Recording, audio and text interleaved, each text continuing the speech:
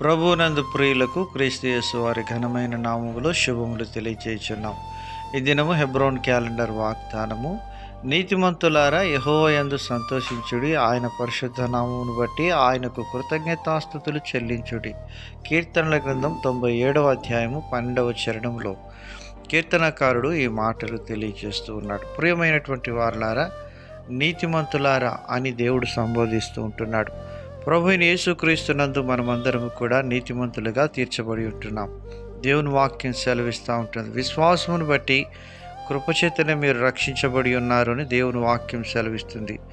రోమా 4వ అధ్యాయం చివరి వచనం ప్రకారం ఆయన మన అపరాధం నిమిత్తం అప్పగింపబడి మనము నీతిమంతులముగా తీర్చబోటకై లేపబడిను అని లేఖనం సెలవిస్తూ ఉంది. అవును ప్రియులారా, విశ్వాసమును బట్టి మనం నీతిమంతుల జాబితాలోనికి చేర్చబడుతూ వచ్చినాం.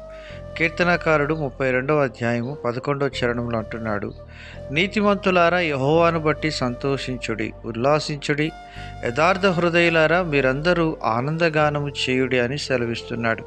ప్రియమైనటువంటి దేవుని ప్రజలారా, యెహోవాను బట్టి సంతోషించే వారంగా ఉండాలి. మరి హబక్కూకు దైవజనుడు అంటున్నాడు, అంజూరపు చెట్లు పూయకుండినను, ద్రాక్ష చెట్లు ఫలింపకపోయినను, గొర్రెలు దొడ్డిలో లేకపోయినను నేను యెహోవా యందు ఆనందించేదనని ప్రభు బట్టి మరి హబక్కూకు దైవజనుడు కీర్తన ఆలపిస్తూ ఉంటున్నాడు. నిజముగా మన యొక్క క్రైస్తవ జీవితంలో అన్ని పరిస్థితుల్లో అన్ని సమయాల్లో ప్రభువును బట్టి మనం సంతోషించే వారంగా ఉండాలని 33వ కీర్తన 1వ చరణంలో అంటున్నాడు, నీతిమంతులారా యెహోవాను బట్టి ఆనందగానం చేయుడి, స్తుతి చేయుట యథార్థవంతులకు శోభాస్కరం. నిజమే, దైవజనుడు యోబు గారు నీతిమంతుడిగా ఉంటున్నాడు. ఆయన దేవుని చేత సాక్ష్యం పొందినవాడుగా ఉంటున్నాడు. మరి తన జీవితంలో సమస్తం కోల్పోయినప్పటికీ దేవుని స్తుతించడం బట్టి, దేవుని ఆరాధించడం ఎప్పుడు మానుకోలేదు. యెహోవాను బట్టి ఆయన సంతోషిస్తూ వచ్చినాడు.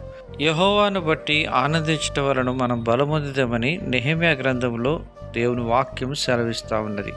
ప్రియమైనటువంటి దేవుని ప్రజలారా, అపోస్తలుడైన పౌలు శీలలు వారు చెరసాలలో బంధించబడినప్పటికీ ప్రభువును బట్టి ఆనంద స్తుతి గానాలు చేస్తూ దేవుని స్తుతించగలుగుతూ వచ్చినారు. అందుని బట్టి దేవుడు చెరసాల పునాదులను కదిలించినాడు, వారి బంధకములను దేవుడు తీసివేసినాడు. ఇలాగున మన యొక్క ఆధ్యాత్మిక జీవితంలో ఎటువంటి పరిస్థితుల గుండా వెళ్తున్నప్పటికీ నీ జీవితంలో, నా జీవితంలో, మనందరి జీవితంలో ప్రభుని ఆరాధించి స్తుతించినప్పటికీ దేవుడు గొప్ప కార్యాలు చేస్తాడు. నీతిమంతుడు దానియేలు సింహబోన్లో వేయబడినప్పటికీ దేవుని స్తుతించి దేవుని ఆరాధిస్తూ వచ్చినాడు. సింహముల నోళ్లను దేవుడు మూయించినాడు.